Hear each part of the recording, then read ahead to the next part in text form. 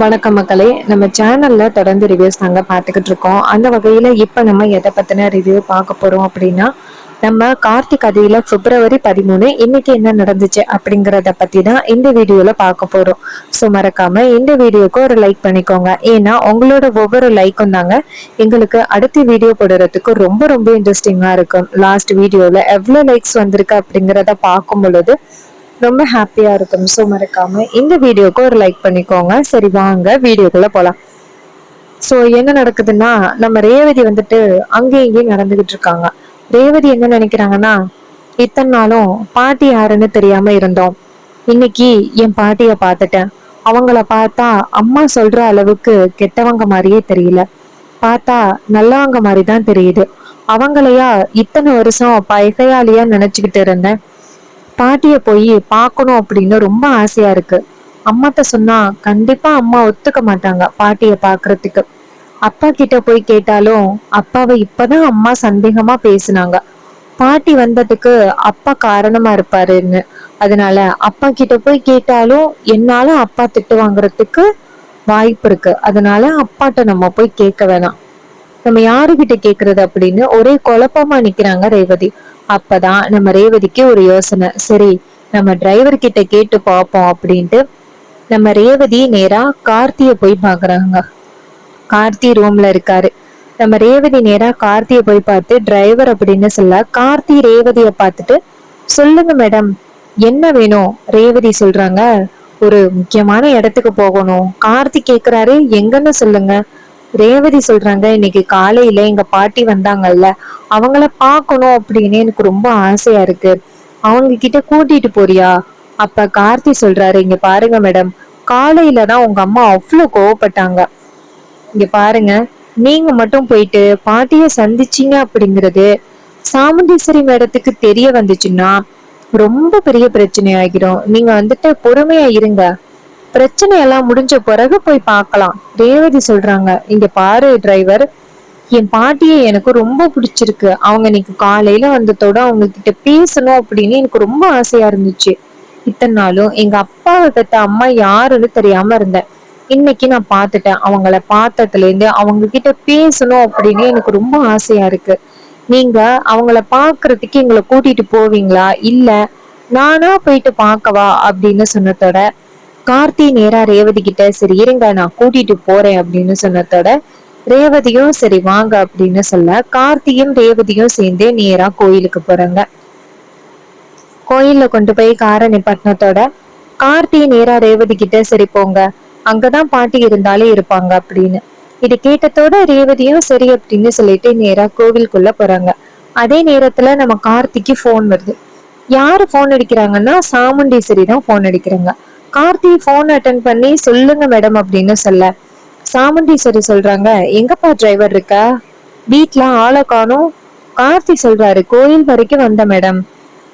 அப்ப சாமுண்டீஸ்வரி சொல்றாங்க, சரி சீக்கிரம் வா, ஒரு முக்கியமான இடத்துக்கு பத்திரிக்கை கொடுக்க போகணும்.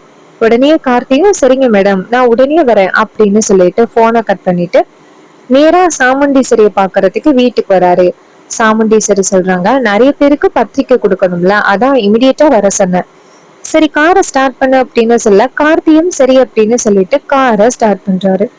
காரு கொஞ்ச தூரம் போகுது. அப்ப ஒரு கோவில் கிராஸ் ஆகுது. அந்த கோவில்ல தான் நம்ம ரேவதி பரமேஸ்வரைய சந்திக்கிறதுக்காக வந்து நிக்கிறாங்க.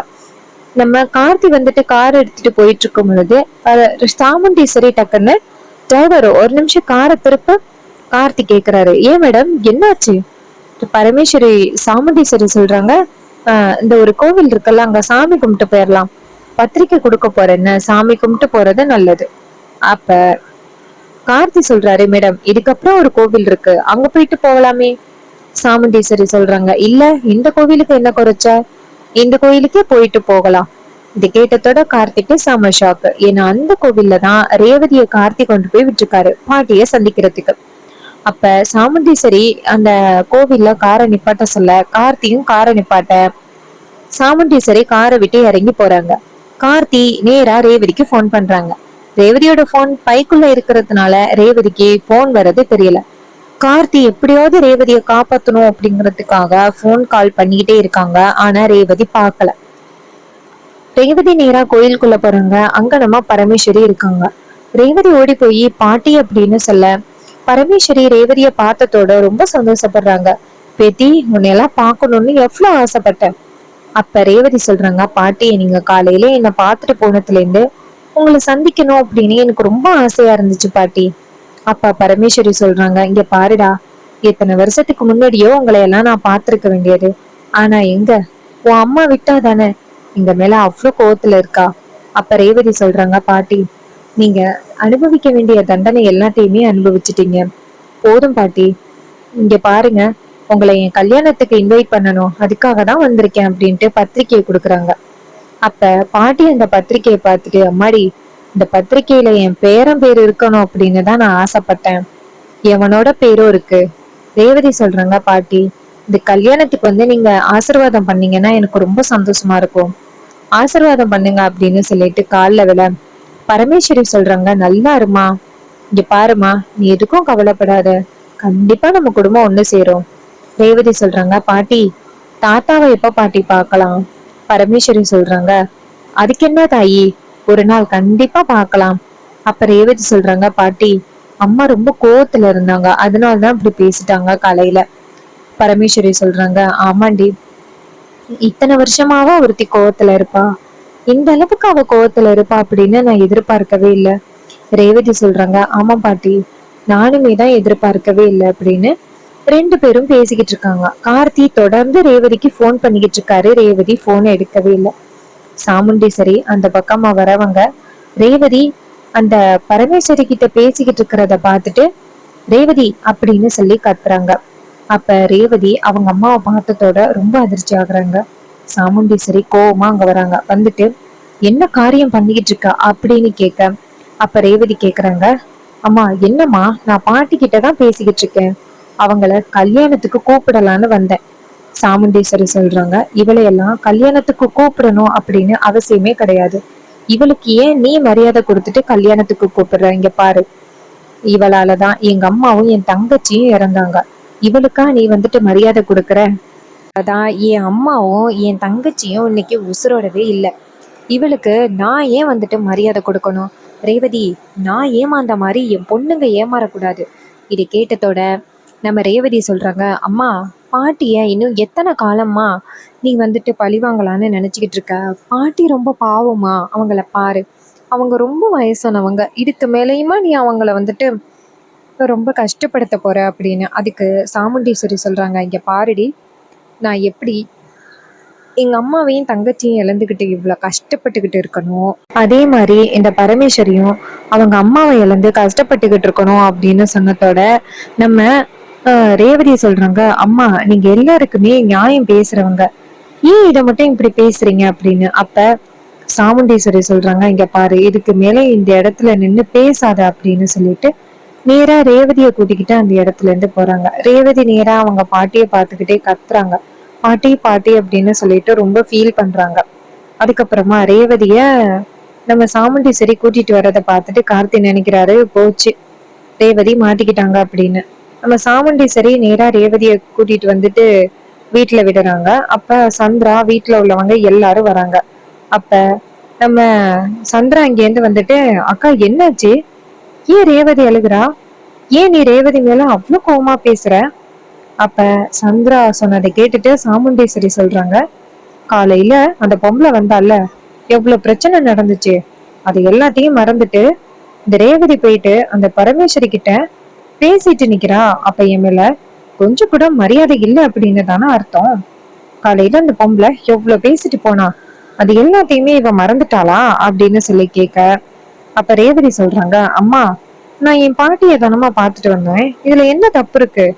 அப்ப சந்திரா நேரா ரேவதி கிட்ட, இங்க பாரு ரேவதி, அவங்க நம்ம குடும்பத்துக்கு எவ்வளவு பெரிய துரோகத்தை பண்ணிருக்காங்க அப்படிங்கறது உனக்கு தெரியும்ல. அப்ப நம்ம ரேவதி நேரா சந்திராவை பார்த்து, இங்க பாருங்க, அம்மா திருந்தணும்னு நினைச்சா கூட நீங்க அம்மா கிட்ட கண்டதையும் சொல்லி அம்மா கோவத்தை இன்னும் அதிகப்படுத்ததான் நினைக்கிறீங்க, நீங்க தேவையில்லாம இதுல தலையிடாதீங்க. இது கேட்டதோட சந்திராவுக்கு செம்ம ஷாக்கு. அப்ப சாமுண்டீஸ்வரி நேரா ரேவதி கிட்ட, இங்க பாரு, சந்திரா அப்படி என்ன தப்பா சொன்னா, இன்னைக்கு என் அம்மாவையும் என் தங்கச்சியையும் பிரிஞ்சிருக்கிறேன்னா அதுக்கு காரணமே அவங்க தானே. ரேவதி சொல்றாங்க, 25 வருஷமா அதான் தண்டனை அனுபவிச்சுட்டாங்கல்ல, எல்லாருக்கும் நீங்க நியாயம் சொல்லுவீங்க. ஆனா ஏமா இந்த விஷயத்துல மட்டும் இப்படி பிடிவாதமா இருக்கீங்க? அதான் அவங்க அனுபவிக்க வேண்டிய தண்டனை எல்லாத்தையுமே அனுபவிச்சுட்டாங்கல்ல. ஒருத்தர் உசுரோட இருந்தும் அவரை பார்க்காம இருக்கிறது எவ்வளவு பெரிய கஷ்டம். அப்ப சாமுண்டீஸ்வரி சொல்றாங்க, ரேவதி இங்க பாரு, அவங்களுக்கு ரொம்ப சப்போர்ட் பண்ணாத. ரேவதி சொல்றாங்க, அம்மா நீங்களே யோசனை பண்ணி பாருங்க. பெத்த அம்மா அப்பா கிட்ட இருந்து பிள்ளைய பிரிச்சு கொண்டாந்து வச்சிருக்கீங்களே, அது எவ்வளவு பெரிய அநியாயம். உங்ககிட்ட இருந்து எங்களை பிரிச்சா உங்களால தாங்கிக்க முடியுமா? இதை கேட்டதோட சாமுண்டீஸ்வரி செம்ம ஷாக் ஆகுறாங்க. அப்ப துர்கா நேரா ரேவதிய பார்த்து, ரேவதி அம்மா கிட்டே எதிர்த்து பேசுறியா? என்னடி இதெல்லாம்? அப்ப ரேவதி சொல்றாங்க, இங்க பாரு துர்கா, அம்மா எல்லா விஷயத்துக்கும் நியாயமா தான் பேசுறாங்க. ஆனா இந்த விஷயத்த தவிர அம்மா எதுக்காக இந்த அளவுக்கு கோவப்படுறாங்கன்னு தெரியல. ஏதோ அவங்க செஞ்ச தப்பு போதாத காலம், அவங்க தப்ப அவங்களே வந்துட்டு உணர்ந்துட்டாங்க. நீங்க மன்னிச்சிருங்கன்னு பல தடவை கேட்டுட்டாங்க. அம்மா அதையும் கண்டுக்காம இன்னும் அவங்களுக்கு தண்டனை கொடுத்துக்கிட்டு இருக்காங்களே, இதெல்லாம் நியாயமா? அப்ப சாமுண்டீஸ்வரி சொல்றாங்க, இங்க பாரு, உனக்கு கல்யாணம் ஆக போகுதுன்னு தெரிஞ்சும் அவங்க வந்திருக்காங்கல்ல, உன் கல்யாணத்துல குழப்பத்தை உண்டாக்க தானே வந்திருக்காங்க. ரேவதி சொல்றாங்க, அம்மா அவங்களுக்கு எப்படிம்மா தெரியும் எனக்கு கல்யாணம் ஆக போறது? ஏதோ அவங்க மனசுல உள்ள ஆசையால என்ன பொண்ணு கேட்டு இங்க வந்திருக்காங்க. அம்மா ஒருவேளை நான் மட்டும் மகேஷ் கூட நிச்சயம் ஆகாம இருந்திருந்தா நான் கண்டிப்பா அவங்க வீட்டு பையன் கார்த்திய இந்த குடும்பம் ஒண்ணு சேர்றதுக்காக கல்யாணம் பண்ணுறதுக்கு ஒத்துக்கிட்டு இருந்திருப்பேன். இது கேட்டதோட சாமுண்டீஸ்வரிக்கு செம்ம ஷாக்கு. சந்திர நேர ரேவதிய பார்த்து, ரேவதி என்ன பேச்சு பேசிக்கிட்டு இருக்க? அக்காவையே எதிர்த்து பேசுற? ரேவதி சொல்றாங்க, இங்க பாருங்க, ஆல்ரெடி உங்ககிட்ட சொன்னதுதான், இந்த விஷயத்துல தலையிடுறதுக்கு உங்களுக்கு எந்த உரிமையும் இல்ல. இது கேட்டதோட சந்திராவுக்கு செம்ம ஷாக்கு. அப்ப ராஜராஜாவை பார்த்து மயில்வாகனம் சொல்றாரு, மாமா ரேவதி கேட்ட பாயிண்ட்ல அத்தையால பதிலே சொல்ல முடியல. ராஜராஜா சொல்றாரு, மாப்பிள இந்த கேள்வி எல்லாமே பல வருஷத்துக்கு முன்னாடி நான் கேட்டிருக்க வேண்டியது, என்னால கேட்க முடியல. ஆனா இன்னைக்கு என் பொண்ணு கேக்குறா, ஒவ்வொரு பாயிண்டும் கரெக்டா கேக்குறா. மயில்வாகனம் சொல்றாரு, மாமா பொண்ணை பேச விட்டு வேடிக்கை பார்த்துக்கிட்டு இருக்கீங்களா? அப்ப மயில்வாகனம் சொல்றாரு, இங்க பாருங்க மாமா, ரேவதி அடி வாங்க போறா." அப்ப ராஜராஜா சொல்றாரு, அதெல்லாம் வாய்ப்பே இல்ல. சாமுண்டீஸ்வரி நான் பேசினாதான் கோவப்படுவா, ஆனா என் பொண்ணு பேசினா எப்படி கோவப்படாம இருக்க முடியும்? கண்டிப்பா பல விஷயங்கள் நடந்து சாமுண்டீஸ்வரி பல விஷயங்களை மறந்து ஒத்துமையா வரத்துக்கு நடந்துதான் ஆகணும். அவ என்னைக்கா இருந்தாலும் பல விஷயங்களை ஏத்துக்கிட்டு தான் ஆகணும். இதை கேட்டதோட ராஜராஜா சொல்றாரு, மாமா உங்க பிளானே தனி பிளான் தான். மயில்வாகனம் சொல்றாரு, இங்க பாருங்க மாப்பிள்ள, ஒருவேளை நம்ம போயிட்டு அம்மாவை பாக்குறோம் அப்படின்னு தெரிஞ்சிச்சுன்னா சாமுண்டீஸ்வரி நம்மள வெளுத்து வாங்கிடுவா, அதை முதல்ல ஞாபகம் வச்சுக்கோங்க. அப்ப ராஜராஜா சொல்றாரு, மாமா உங்களுக்கு கூட சாதாரண தண்டனை கிடைக்கிறதுக்கு வாய்ப்பு இருக்கு. ஆனா என்ன யோசனை பண்ணி பாருங்க, நான் ஏதாவது தப்பு பண்ணேன் அப்படின்னு அத்தைக்கு தெரிஞ்சிச்சுன்னா அத்தை கண்டிப்பா என்ன சும்மா விட மாட்டாங்க. இது கேட்டதோட நம்ம ராஜராஜா சொல்றாரு, மாப்பிள்ள உன்னையெல்லாம் நான் இதுலயும் மாட்டி விட மாட்டேன், கவலைப்படாத அப்படின்னு. இது கேட்டதோட மயில்வாகனம் சொல்றாரு, சரி ரேவதி அடுத்து என்ன சொல்றான்னு பாப்போம் அப்படின்னு. ரேவதி நேரா சாமுண்டீஸ்வரிய பார்த்து, அம்மா எத்தனை வருஷமாதான் அவங்களும் தண்டனை அனுபவிப்பாங்க, போதுமா, தயவு செஞ்சு அவங்கள கஷ்டப்படுத்துறத இதோன்னு நிப்பாட்டுங்க அப்படின்னு. அதுக்கு நம்ம சாமுண்டீஸ்வரி சொல்றாங்க, இங்க பாரு, இது எல்லாமே அந்த கிழவி சொல்லி கொடுத்துதான் இங்க வந்து பேசிக்கிட்டு இருக்கா அப்படிங்கிறது எனக்கு நல்லா தெரியுது. உனக்கு ஒரு நல்லது நடக்க போகுது அப்படிங்கிறது தெரிஞ்சு அவங்க வந்து பிரச்சனை பண்றாங்க, இது தெரியாம நீ இப்படி பேசிக்கிட்டு இருக்க.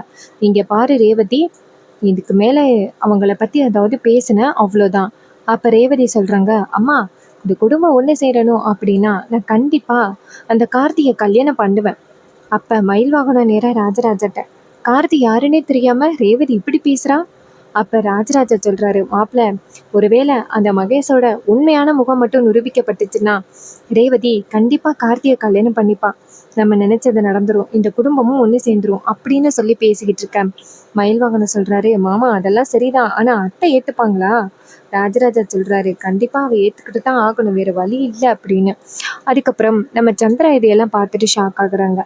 என்ன இது, ரேவதி பேசுறத பார்த்துட்டு அக்கா யோசிக்க ஆரம்பிச்சிட்டாளே. அப்ப சாமுண்டீஸ்வரி ரேவதியை பார்த்து, இங்க பாரு, எத்தனை ஜென்மம் எடுத்தாலும் சரி, நான் கண்டிப்பா அந்த பரமேஸ்வரியை இந்த குடும்பத்தோட சேர விட மாட்டேன். இங்க பாரு ரேவதி, உன் முடிவை மாத்திக்க அப்படின்னு ரேவதி சொல்றாங்க. இல்லம்மா, நான் போய் பாட்டியை பார்ப்பேன் அப்படின்னு சொல்லிட்டு கோவமா போறாங்க. இது கேட்டதோட சாமுண்டீஸ்வரிக்கு ரொம்ப அதிர்ச்சி. கார்த்தி நேரா ரேவதியை போய் பார்க்குறாங்க. ரேவதி நேரா கார்த்திகிட்ட, எதுக்காக அம்மா வரதை என்கிட்ட சொல்லலை? கார்த்தி சொல்றாரு, இங்க பாருங்க, உங்க அம்மா வரதே எனக்கு அப்புறம் தான் தெரியும். உங்களுக்கு நான் பல தடவை ஃபோன் பண்ணேன், கொஞ்சமாவது ஃபோன் எடுத்து பார்த்தீங்களா? அப்பதான் ரேவதி ஃபோனை பார்க்குறாங்க. ஃபோனை பார்த்துட்டு, ஆமா, நீ எனக்கு கால் பண்ணியிருக்க. கார்த்தி சொல்றாரு, உங்களை வார்ன் பண்றதுக்காக தான் கால் பண்ணேன். மேடம் வராங்க, ஒளிஞ்சுக்கோங்க அப்படின்னு. ஆனா நீங்க ஃபோனை ஆன் பண்ணாம இருந்தது உங்க மேல தான் தப்பு. அப்ப ரேவதி சொல்றாங்க, ஆமா டிரைவர், என் மேல தான் தப்பு. பாட்டி ரொம்ப பாவம். அந்த கோயில்லையும் அத்தனை பேருக்கு முன்னாடி பாட்டியை ரொம்ப அவமானப்படுத்திட்டாங்க அம்மா. பாட்டி ரொம்ப பாவம். கார்த்தி சொல்றாரு, இதுக்கு தான் நான் சொன்னேன், அப்புறமா போயிட்டு பார்க்கலாம், இந்த நேரத்துல போக வேணான்னு. கொஞ்சமாவது கேட்டிங்களா? அப்ப ரேவதி சொல்றாங்க, சரி பரவாயில்ல அப்படின்னு. அப்ப கார்த்தி சொல்றாரு, சரி இதோட விடுங்க, அம்மா இதோட கோவப்பட்டுட்டு விட்டுட்டாங்களே. அப்ப ரேவதி சொல்றாங்க, நான் மறுபடியும் பாட்டியை போய் பார்க்கணும். அப்ப கார்த்தி சொல்றாரு, அது சரி, ஏற்கனவே நடந்த பிரச்சனை பத்தாதா? ரேவதி சொல்றாங்க, இல்ல, இது மாதிரி நான் பாட்டியை போய் பார்த்துட்டு அவங்க கிட்ட மன்னிப்பு கேட்கணும் அம்மா அப்படி பேசினதுக்கு. உடனே கார்த்தி சொல்றாரு, சரி அப்புறம் பார்த்துக்கலாம். உடனே ரேவதி சொல்றாங்க, சரி அப்படியே பாட்டியோட பொண்ணு இருக்காங்கல்ல, எங்க அப்பாவோட தங்கச்சி, அவங்களையும் பார்க்கணுன்னு ஆசையா இருக்கு. அவங்கெல்லாம் எங்க இருக்காங்க? கார்த்தி சொல்றாரு, அதெல்லாம் எனக்கு தெரியாதுமா, என்கிட்ட கேட்காத அப்படின்னு. அவ்வளோதாங்க. ஸோ அப்கமிங் ப்ரோமோ வந்துட்டு 2 ரிலீஸ் பண்ணியிருக்காங்க. அதில் ஒரு ப்ரோமோவில் நம்ம மல்லிகா டாக்டர் வந்துட்டு சாமுண்டீஸ்வரி கிட்ட இந்த மாயா மகேஷ் எப்படிப்பட்டவங்க அப்படின்னு சொன்னதோட சாமுண்டீஸ்வரி கோவப்படுறத காமிச்சிருக்காங்க. அடுத்த ப்ரோமோவில் என்ன காமிக்கிறாங்கன்னா, சாமுண்டீஸ்வரி கோவமாக வீட்டுக்கு வந்துட்டு கையில் பொருளை எடுக்கிறாங்க. பொருளை எடுத்துட்டு நேராக நம்ம ரேவதி கிட்ட அந்த மகேஷ் எப்படிப்பட்ட கேடி அப்படிங்கிறத சொல்கிறாங்க. இது கேட்டதோட ரேவதி ரொம்ப அதிர்ச்சி ஆகுறாங்க.